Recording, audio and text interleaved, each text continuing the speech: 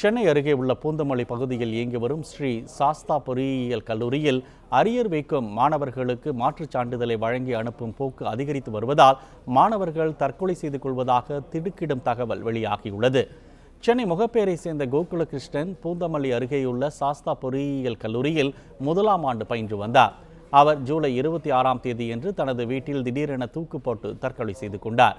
மாணவரின் தற்கொலைக்கு கல்லூரி நிர்வாகத்தால் ஏற்பட்ட மன உளைச்சலே காரணம் என கூறி மாணவரின் உறவினர்களும் கல்லூரி மாணவர்களும் 27ஆம் தேதி கல்லூரியை முற்றுகையிட்டு ஆர்ப்பாட்டத்தில் ஈடுபட்டனர்.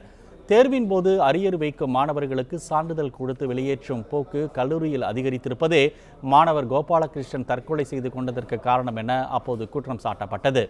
இந்நிலையில் ஜூலை 29ஆம் தேதியான இன்று கல்லூரி நிர்வாகம் சார்பில் 4 பேர் முகப்பேரில் உள்ள கோகுலகிருஷ்ணனின் வீட்டுக்கு சென்றுள்ளனர். அங்கு மாணவரின் பெற்றோரிடம் அவர்கள் சமரச முயற்சியில் ஈடுபட்டுள்ளனர்.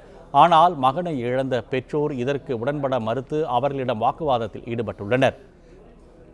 கோகுலகிருஷ்ணன் தற்கொலை செய்வதற்கு முதல் நாள் அவரது கல்லூரி தோழரான முனிரத்தினம் என்ற முதலாம் ஆண்டு மாணவனுக்கு அரியர் வைத்ததை காரணம் காட்டி மாற்றுச் சான்றிதழ் வழங்கி கல்லூரியை விட்டு வெளியேற்றியதாக கூறப்படுகிறது.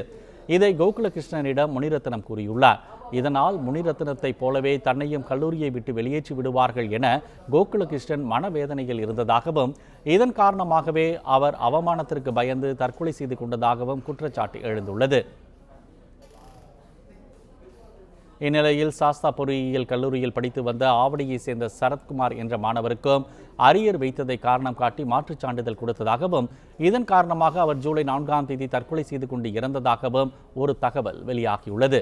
இந்த குற்றச்சாட்டுகள் தொடர்பாக விளக்கம் கேட்க சாஸ்தா கல்லூரி நிர்வாகத்தை தொடர்பு கொண்ட போது முறையாக பதிலளிக்க மறுத்துவிட்டனர்.